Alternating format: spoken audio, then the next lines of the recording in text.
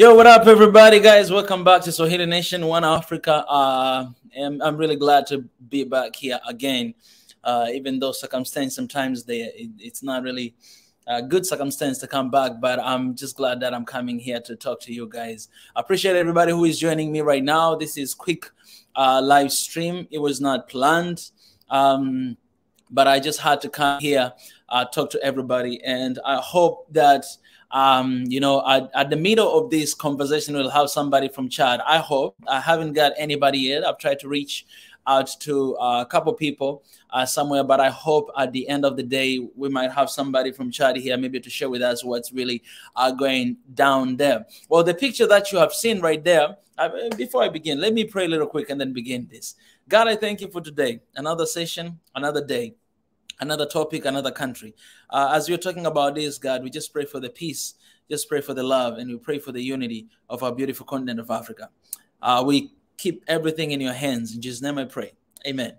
Yeah, so guys, if you've seen the picture of the thumbnail, this is one of the posts that I posted yesterday on the community tab of Swahili Nation. And this is what I wrote. Let me just, guys, show you there, because this is something that happened actually yesterday. This news broke out yesterday. But we still need to know more of what's going on in that side. And the only way for us to find out more about that is by getting someone from Chad or someone in the diaspora who is originally from Chad again, or anyone who actually knows what is going on down there right now. So I just thought that, okay, I might not have a person here, but why not just go in live right now and see what's going to happen? Yeah, so yesterday I shared this post on YouTube, right? And you guys, if you know anybody from Chad, please connect me with that person right now and let them come here on this stream so that we may have conversation. Yes, Africa is awakening. Africa should stand in solidarity with the people of Chad. The time is now to break up with colonial powers and do something for our people. Mali has done it. Chad can do it too. Africa first. Yeah, I had to share this because a couple of days ago, guys, you know that I had a conversation with my brother from Mali, and he was letting me know what has been happening in Mali and everything. And you guys, know that he told us here everything, and maybe I should contact him again as well to see if he's available. Maybe he can come and share with us a little bit if he knows anything that is going on there. It's very important. Let me just leave a message to him and then to see if he's going to be having some time to come here and to talk to us and to share with us. That would be amazing. Where's my brother? Okay, he's right here. Let me talk to him a little quick.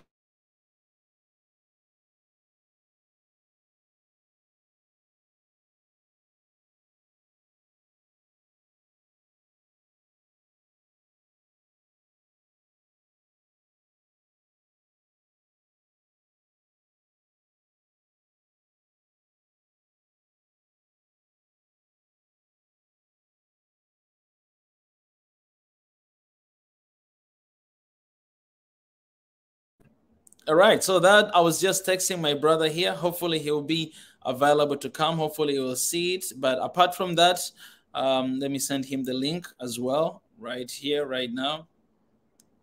Okay, yeah, hopefully he'll be available, but you never know. So yeah, so a couple days ago, I had here a session with our brother from Mali, and you guys know that Mali, what has done, and we've been standing with Mali from the very start when they were standing against French troops. And you all know that these countries like Mali, Burkina Faso, Chad, and some other countries that are really under the pressure of the French government, you guys have been seeing a lot of things that have been going on, and there have been a huge awakening among the youth, a younger generation in these areas, and they've been standing up and say, you know what, now we say no more to this guy, no more to you guys. We don't need you guys in our countries. And the reason is because you have been here for so long, but there's no change. We only have chaos after chaos after chaos. And I want to tell you guys this: there's nothing wrong to stand for your country. There's nothing wrong to stand for your continent. There's nothing wrong to stand for your people. All right, we might not understand it because we're not in Chad right now or in Mali, but people who are there.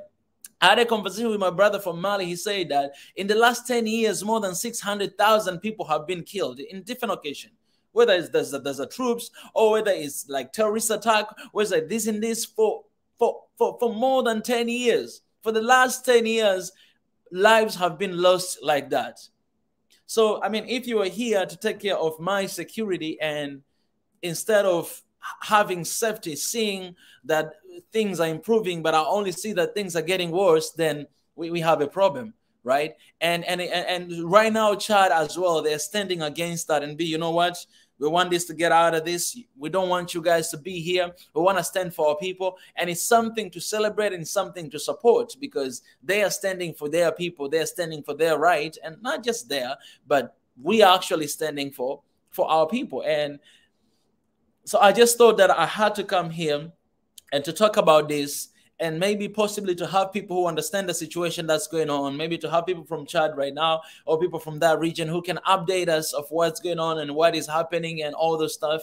And that's a sign for us to stand together when our brother's in trouble. You know what I'm saying? Like, if you are in trouble, I'm in trouble. If I'm in trouble, you are in trouble, because we are actually one people. Yesterday, I had an amazing conversation about Angola, and actually Angola. Somebody from Angola was telling us how Angola was actually part of Congo Kingdom long time ago. It was just one people. But, you know, due to colonialism, people from Portugal and also Belgium, they actually divide this place. And now you have two different countries, and you have another part of Angola inside the country of Congo, something that I never knew before. And people are kind of like isolated like that. But people on the borders, they speak the same language. They understand one another. They have the same culture, because we are basically one people. But simply because of different language, we are divided and we feel like we are not the same people. I have my brother here already on the line. I really appreciate here. My brother, what's up, man? Hey, Micah, can you hear me? My brother, I can hear you, man. I want to Hey, appreciate you, man, for of, just stepping in, man. of course, of course. I'm at work, but I can give you a quick 10 minutes. I Um, appreciate it. Go ahead, go ahead. It's all yours, man. I've seen the news this yesterday about what's going on in Chad, that Chad finally is standing up, you know, against French troops, and they've been like protesting and say, get out of here, French troops. And I tweeted yesterday and also shared about that news. But we want to know in detail if you know anything about what's going on there in Chad right now. Okay. Honestly, it's the same thing that has been going on. It's the wave of, people just standing up and saying no to imperialism, right? So we have seen Yeah, the same movement going on in Burkina. We have seen the same movement in Mali and somewhat in yeah, Niger and today's Chad. Basically, what the people are protesting about is the fact that they don't want French troops, French soldiers, French military presence in Chad. And you saw the videos. It was a lot of youth, a lot of young people who are just mm, getting started and getting involved into politics. So the thing with the president of Chad right now is that the main problem is he, Idris Deby, the father, died April of 2021. And when he took yeah, power right after, it's been a year so far, and he wants to stay longer in power, right? People thought it was going to be a transitional government where he will give the power to somebody else, but he really wants to stay. And you could see that when the French people, right, in France, they talk about legitimate government. Well, by their definition, he's not a legitimate president, but he's in power, and they are allowing him to stay. And the crazy thing is that we have something called G5 Sahel, which is the coalition of 5 countries in Northern Africa fighting against terrorism. So Mali was part of it, but Mali left as of last week. Mali left because Mali president was supposed to be the head of G5 Sahel. So it's a rotation. So right now, the president of G5 Sahel is Deby in Chad. So they are saying that Mali cannot have it because Mali doesn't have a legitimate president, but he has it, and his term is supposed to be over, but he's still the president of G5 Sahel. So you can just see that they don't abide by the same rules. They have different metrics depending on different presidents. So that is basically what the youth is fighting for. And also you have a lot of military bases getting right now. They are moving from Mali, and now they have to see where they can have a foothold. And I think Chad and Niger are the 2 countries that they have decided to stay. And my question that I have is that there was right before between January 2021 till April when Idris Deby died, there was a rebellion, right? Every time you check the news with Chad, you see that people are rebelling, they're fighting, they're taking guns, getting to streets, and that's how he was even killed. You know, there was it was a war, but literally right after he died, nothing happened. Where were these guys that were fighting for the rebellion? You know, like what happened to their fights? What happened to that war? I that's my point of view. You know, I believe that this quote unquote war was just to get rid of him because he was talking a lot of against France and against imperialism and all those things. But you just have to ask why? Why right after he died, the rebellion died and nothing happened? Literally right after his death, Emmanuel Macron took a plane and went to Chad and did the whole ceremony and got met with the current president right now. And that was the end of the war. That was the end of the fight. Like, it just doesn't make sense. So there is nothing specific, particular that the youth are fighting and talking about, other than that, the fact that they don't want French troops in their ground. We have seen the same thing when Mali kicked out the military, the French military, when they were traveling to Burkina. The youth in Burkina wouldn't allow them to enter. They broke the roads and they were like shooting. The same thing happened in Niger when they tried to go to Niger. The youth in Niger stood up and didn't want them there. I feel like this is the beginning of the end of the French imperialism, and I really hope so. Mm. Man, you know, I'm checking some of the news here. Like, this happened like 3 hours ago. They say Chad arrest opposition leader over anti-France protest. I've seen that. Yeah. It's going to be like that a lot. We have the same thing in Niger. The president of Niger is very pro France. You know, so a lot of the opposition people standing up against whatever is happening, they are not allowing it. You know. And I feel like there will be a lot of arrests. There will be a lot of trying to silence people not to talk. Just a couple of days ago, there was an attempted coup in Mali. I don't know if you have seen the news, but they tried to overthrow the current president, but it didn't work. And yeah. Oh, man, Yusuf, man, I wanna really appreciate you for giving us at least the picture of what's going on. I know you are at work right now. But thank you for always, you know, being ready to share with us, you know, what you know.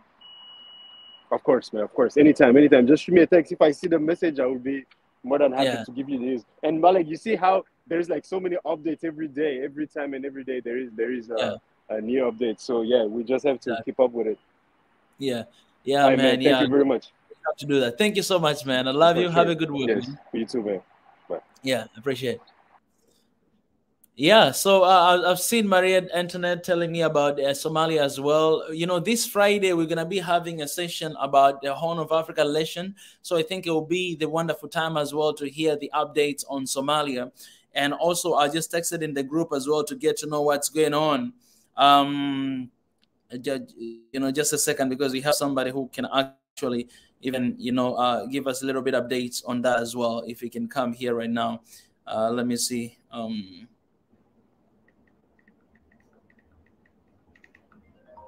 Share this FaceTime video. No, and my dad is calling me, guys. Just a second.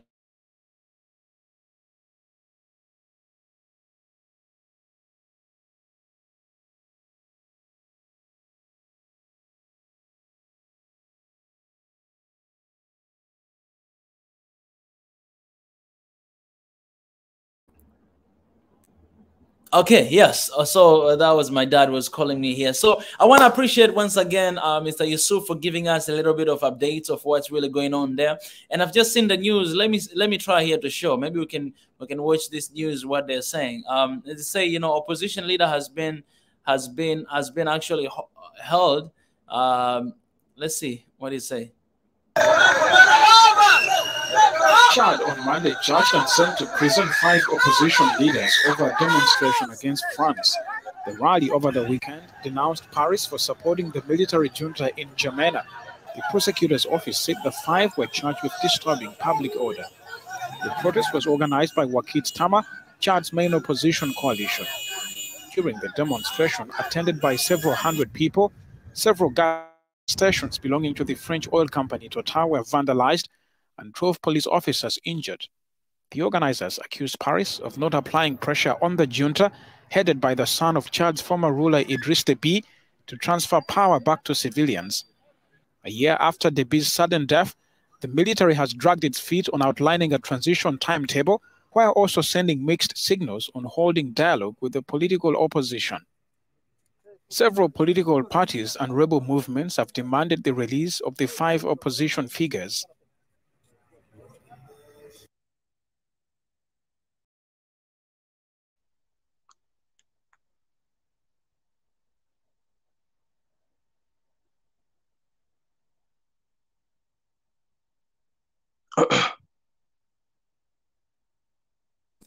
Guys, I was saying like 5 of these, opposition leader has been, some of opposition leader has been held, has been captured.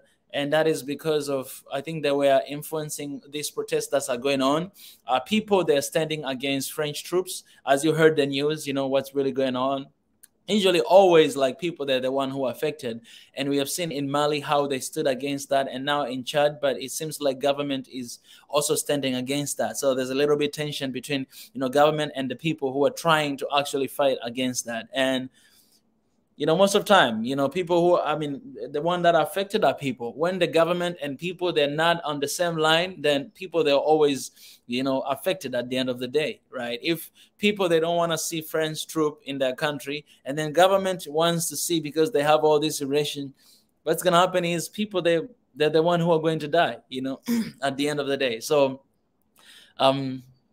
it's amazing for us to come here and to give a push, and that's because you see already people are standing, people are awakening. Things like this have been spoken for so long. People have been talking about it, but right now, seeing that people, they're actually standing against that, and they're ready to face any consequences because they're the one that are always affected with things like this. So I appreciate Chad, and I just want to say that we are here and standing with the people of Chad as well.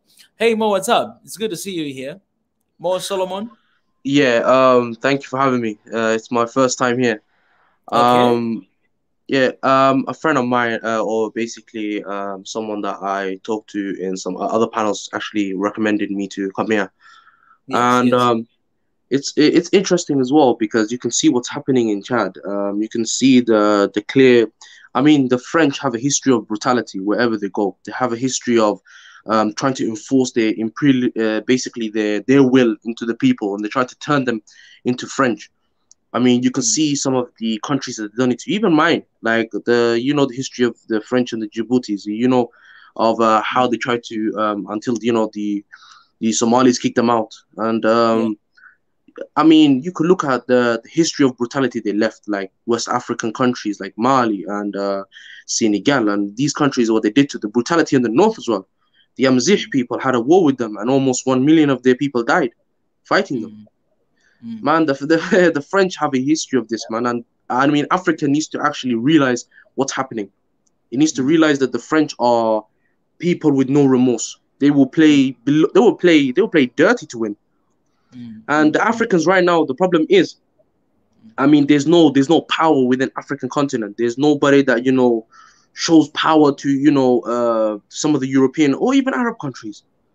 I mean, you did a recent video on the Somali elections. I mean, the guy that's in charge right now is a Saudi puppet, and that's the honest truth of it. He's a Saudi puppet, and and as a Somali, I can see he's doomed. The problem with Africa is it doesn't have a projection of power. It needs a projection of power, someone to be there to be actually strong. This is Africa's #1 problem. It doesn't have a central army. It doesn't have an army capable of challenging the world's best. There's no point of us talking about Africans talking about we need to be free. We need to it's not even about free, but you don't. It's like you saying that we don't want any colonial colonial countries to take over ours or to rule it from the shadows.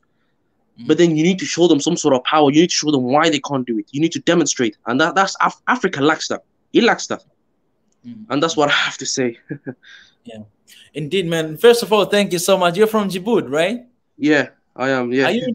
Are we in the group together? No. I'm not. Yeah. All right, then please leave me with your WhatsApp number on the private chat, because it's amazing to have someone from Djibouti, because this Friday we'll be talking about the Horn relations. So we'll be talking about Djibouti, Somalia, Ethiopia, and Eritrea as well, all together, and we'll have people from those countries as well. So please drop your number in the private chat. The private chat is you'll see somewhere there. Let me leave so that I may stay in touch with you, because right now I'm trying to organize everybody from every single country and to have them, and hopefully I can have you here another time in my show, so that you may give us ABCD about Djibouti from the very beginning, historical background, and things that has been there, and even right now where you guys are standing. You know what I'm saying? Yeah, 100% will. Basically, it's just the French tried to cause a lot of damage there, and the people realized what the French were really up to. They tried to turn the Afars and the Somalis to fight, because they wanted the Afars in power, and there's too many there's too many tricks that the French try. There's too many. I mean, even today, you can look at the military bases over there. Even though the country itself is doing good, like the GDP in per capita within the country is really good. You can see the standard of living, and even the modernization of the military is quite good. But I personally don't like the military bases. I don't like it. I don't like how we have like at least 13 military bases, and Japan is the recent one. Those military bases are only there to destabilize the surrounding regions, because what else would you use those bases for? I mean, now because of those countries being destabilized, now you're seeing an influxes of I don't know if you know this, but there's an influxation of Yemenis coming to Djibouti now. There's other Arabs as well making their way there. There's again, and this is a problem, because you can see what's happening in Yemen, and some of them could be Houthi, some of them could not. It's just, you have to think about the security of your country, and the guy that's in charge right now, I've cursed him out many times. He's a dictator. You probably know about him being a bloody dictator. He's got the backing of the upper class. He's got the backing of the foreigners. He's got the backing of the European countries.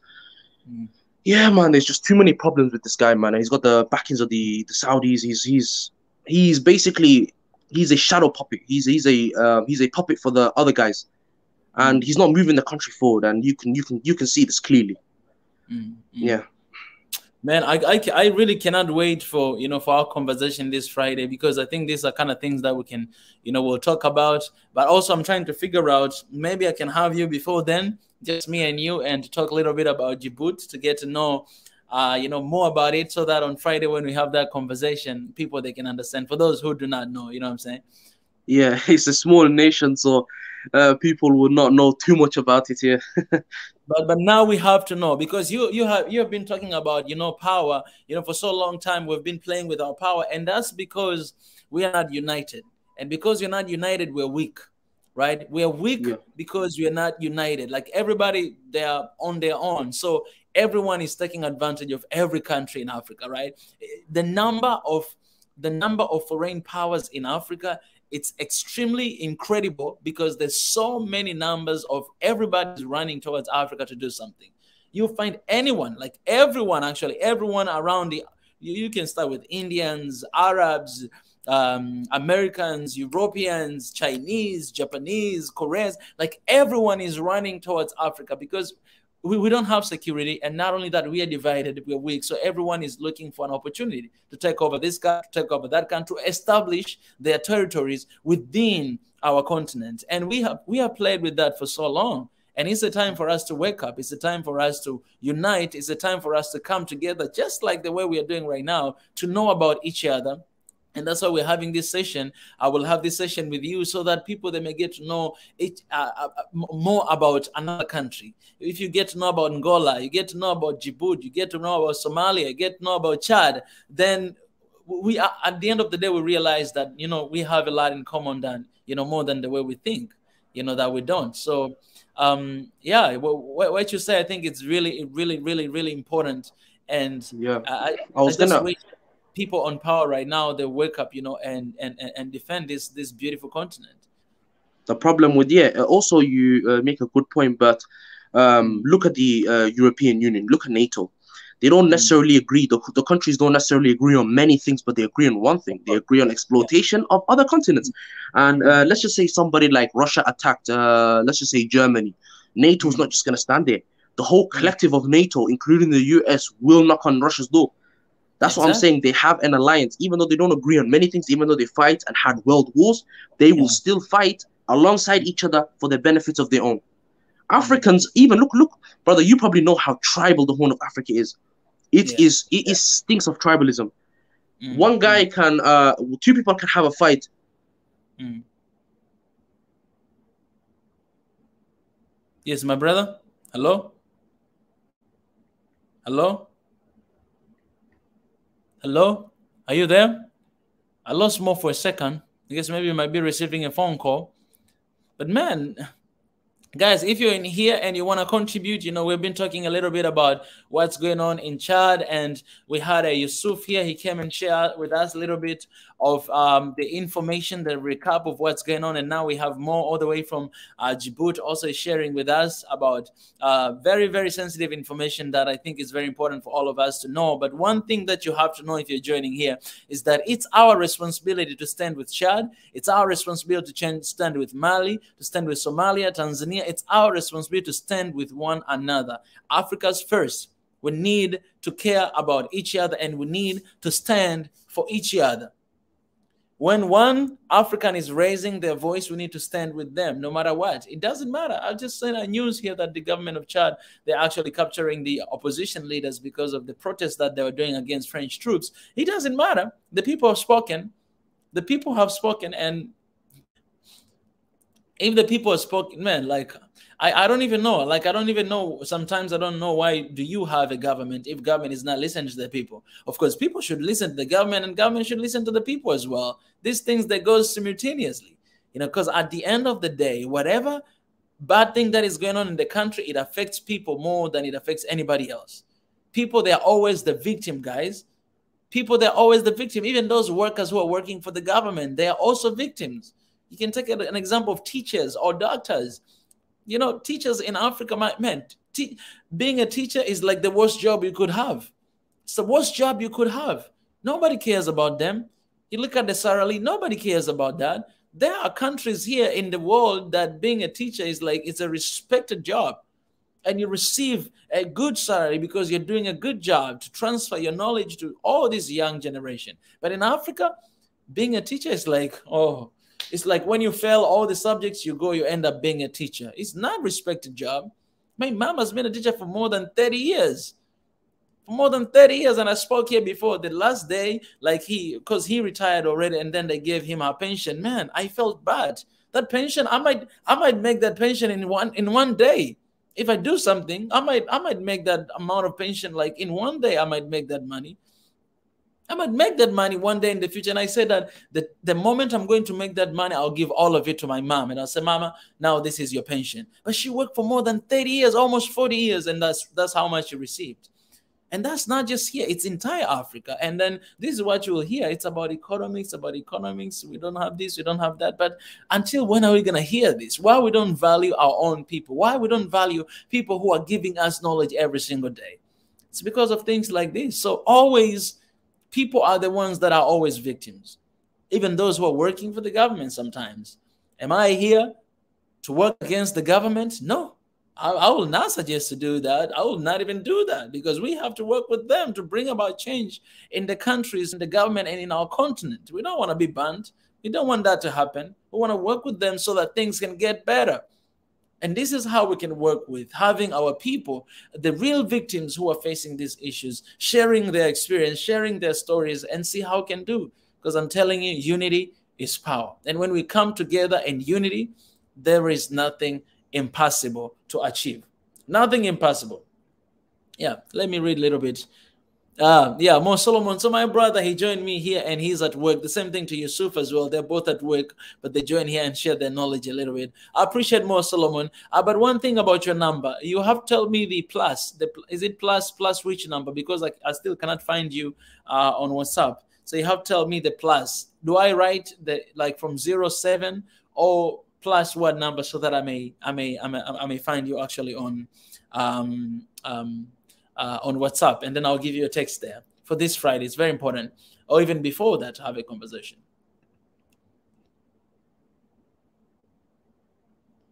Oh, Mariette, you said teachers there, they're complaining, but I'm telling you for sure, teachers in Netherlands and teachers here, it's different. It's different. So yeah, they might be having their own issues, but here it's different. It's different. Nobody respects teachers here. No one. No one. In Africa, maybe students like us, we always appreciate our professors and our teachers, but especially a teacher of elementary school, middle school, nobody respect them. No one. And it's sad because those are, it's sad, man. It's sad. So what's going on there in Chad? For me, I just hope that Africa will stand up together in solidarity with the people of Chad. So if you can use your social media, please read the news, satisfy yourself with everything that's going on, and then say something, do something, hashtagging something. It's very important that we raise our voice and the world sees that we're standing with our people. Because if they're not going to be a system that will hold all African countries together to have a one say, then people will do that. People will do that. It's not a moment for us to wait for somebody else to do it. No, people will do that. Us will come together in solidarity. We'll stand together as one Africa and we'll say one thing, that we want one thing and we're standing with our people. They are right because they're the victims. They're the one that lost their fathers, mothers, relatives. They're the one that did that, not anybody else. And we feel that pain. We feel their pain. We feel their grief. We feel that because we're one people and we have the same blood. If you cut me here today, I'll have red blood, and that's the same thing you have there. That means we are one. We can run from each other. We can run from each other. So yeah, guys,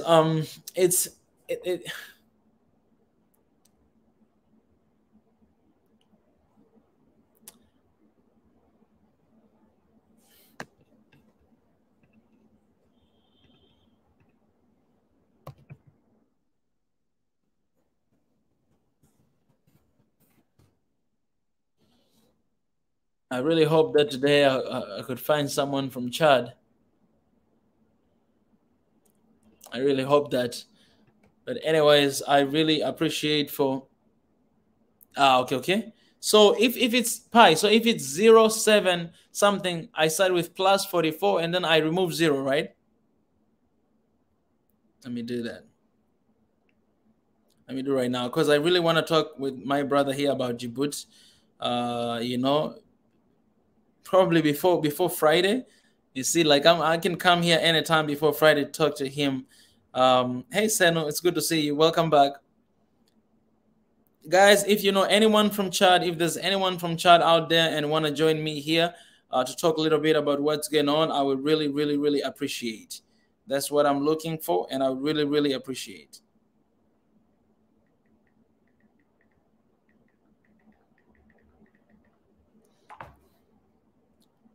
We're not going to stop, man. And also, I think on Friday, as we are talking about the Horn relation, we'll also have updates of Somalia. And there I might come and talk about the updates, what's going on there. You know what I'm saying? It's very important for us to know what is going on. I appreciate you guys.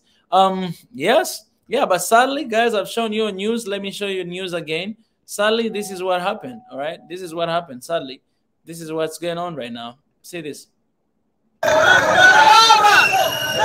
Chad on Monday charged and sent to prison 5 opposition leaders over a demonstration against France. The rally over the weekend denounced Paris for supporting the military junta in N'Djamena. The prosecutor's office said the 5 were charged with disturbing public order. The protest was organized by Wakit Tama, Chad's main opposition coalition. During the demonstration, attended by several hundred people, several gas stations belonging to the French oil company Total were vandalized and 12 police officers injured. The organizers accused Paris of not applying pressure on the junta, headed by the son of Chad's former ruler Idriss Deby, to transfer power back to civilians. A year after Debby's sudden death, the military has dragged its feet on outlining a transition timetable while also sending mixed signals on holding dialogue with the political opposition. Several political parties and rebel movements have demanded the release of the 5 opposition figures.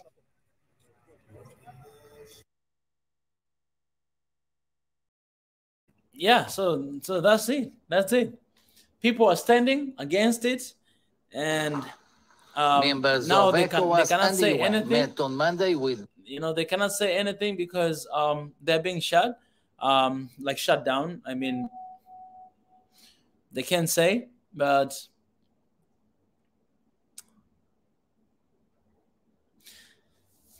yeah, we have seen this story, man. We have seen this story a couple months ago when he started with Mali, and now Yusufi told us here that in Niger they have also the same issue. The leader, he says the leader is pro-friends, and we see here in Chad as well. But I was mentioning about how people are always the victim of these issues, and I just hope that let me just say this, guys, for closing. Let me just say this, man.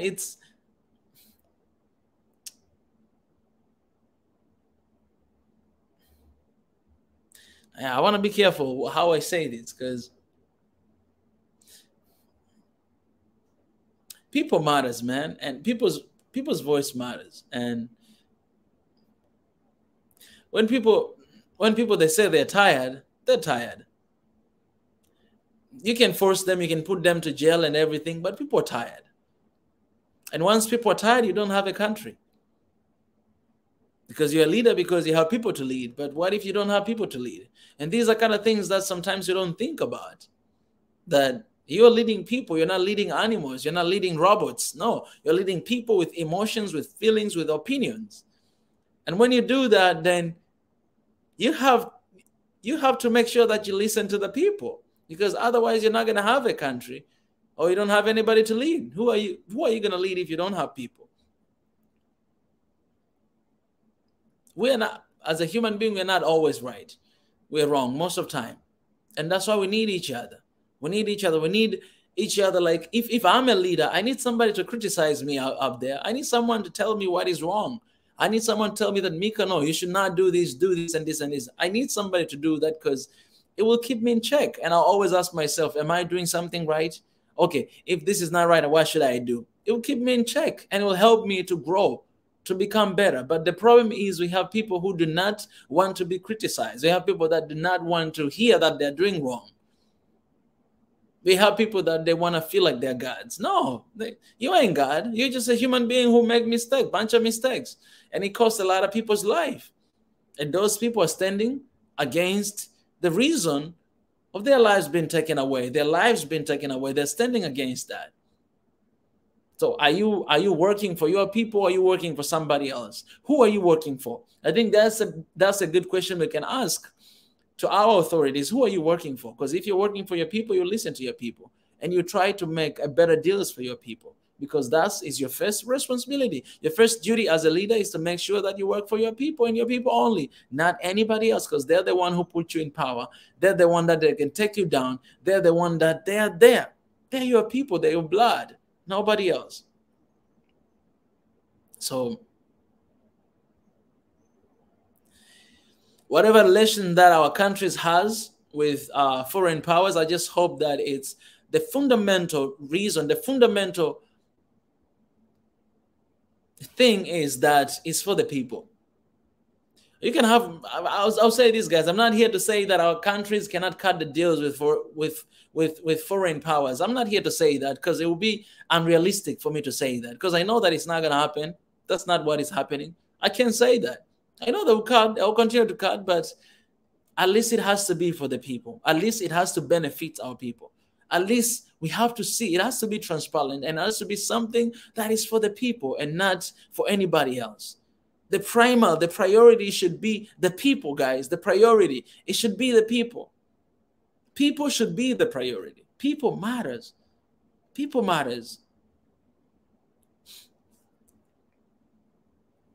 You know, when you're a leader, sometimes is, especially when you're leading a lot of people, sometimes it's not easy to care, because you don't really know what people are going through. Honestly, to be honest, to be really, really very honest, if you take a president, they might not even know what people are going through, because they're dealing with a lot of huge stuff. There are a lot of big deals, and they don't get a time to meet a common mananchi to see what's there going on. But people are dying. People are going through hell down there, and you have no idea. So whatever deal you cut within the government, it has to be for the people. It has to be for the sake of people, not anything else. You do that, you'll die in peace one day. But you don't do that, oh, I'm telling you here today, hell is waiting for you. Hell is waiting for you, and those slave master will be there with you. Imagine. Imagine to be there with the slave master who you see, and you're there in the hell as well. Man, oh, that's not just, man. Really, that's not just. You just took money, bribe, and all this stuff, and you're there with the slave master. Somebody who sold your people and kill your people. So, people matters, and that's the motivation here in Swahili Nation One Africa. We say our movement is about the bottom up, and we're standing with the people of Mali, because I'm telling you, people, they're always right. I will tell you that today. People are always right. People, they're always right, because what they go through is unimaginable. And you don't even care, because you do not know. But it's unimaginable. And we should care about people. And we should care about our brothers and sisters in the Chad. We should care about our brothers and sisters everywhere in this world, because it's our responsibility to stand with them. So, guys, you know, we didn't get anybody from Chad today to share here with us. But the good thing is that we had someone from Mali here. Yusuf came here today. I want to appreciate my brother Yusuf again. If you joined us right now and you don't really know what's going on, you can go back to this video and watch at the beginning. Our brother, he gave us a nice update of what's going on there. And our brother Mo as well, Solomon, he came here and he raised his opinion as well. And he said, one thing that Africa we're struggling with is security. It's security. And that's something that Tunisia, he always speak about. He's very passionate about that. And the reason why is because we're divided. We're divided. So everyone is taking advantage of our countries. And I don't know when are we going to wake up. I don't know. I don't know why people, I don't know why we're not waking up. I don't know why authorities are not waking up. I don't know. I really don't know, because issues that are happening in Chad, they're happening in so many countries. But the difference is the people of Chad that's standing against French troops. And today we have a news. But there's a lot of people who do not say anything. They just stay inside and they do not say anything. They're scared to death. Our solution is unity. Nyerere, he said this once. He said, without unity, there's no future for Africa. And I'm telling you, every single day, guys, I came to realize that this statement is very true. Every single day, as days goes on, I came to realize that this is nothing but true. There is no future for Africa without unity. And it's true. It's true, because I'm telling you, Chad right now, they're fighting against French troops. You're standing against it. If Africa cannot back Chad and stand with them, regardless of what is the position of the government, with the people, then it's going to be very impossible.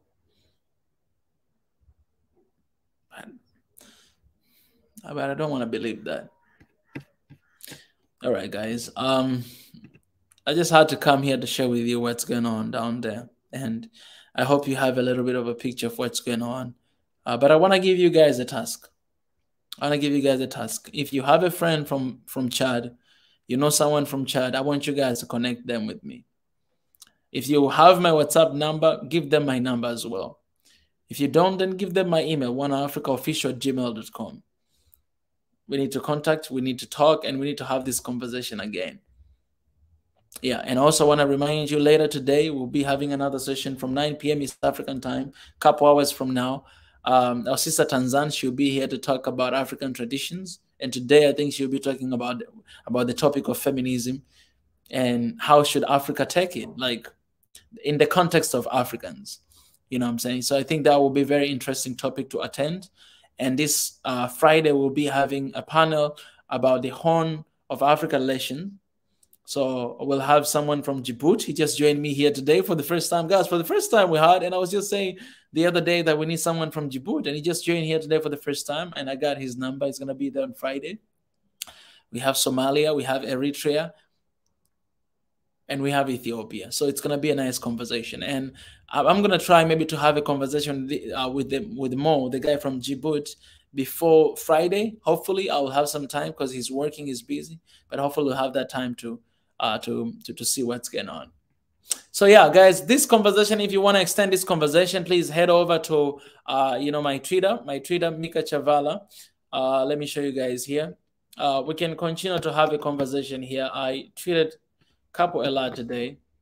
These days I haven't been tweeting a lot, but I did tweet, so we can continue to have conversation there. Go check it out and let's extend the conversation. I think tweet is the really nice platform to raise our voice as well. Even though they're censoring my tweet, but let's go there and continue with this conversation. I think it'll be really important to raise our voice and the people of Mali to know that there are brothers and sisters that are standing for them. They might not be able to see it, they might not be able to understand it because not everybody can speak this foreign language, but as long as they see there's Chad, trending there on Twitter, then they know that we're behind them. So yeah, that's pretty much. Guys, I love you. Thank you so much. I'll leave you for now and join us in a couple hours. And I'll be coming very spontaneous this day. There's a lot of things going on. So I'll be coming here to have a lot of conversation with a lot of people all the time. So please, you should always be here. And I'll be here to, to talk about those stuffs. Yeah, I can't wait. All right, guys, I'm going to sign up for now. And I want to appreciate you guys for everything. Thank you. See you. Oh, I didn't pray. God, thank you. Thank you for our conversation of today. Because you told us to thank you in every circumstance. And even the situation that is going on in Chad, we commit it in your hands as well. Continue to give us strength to stand for the right, stand for the justice, power to stand for our brothers and sisters who are suffering and dying for whatever reason. We thank you, God. In Jesus' name, amen. All right, guys, I gotta go now. I'll see you.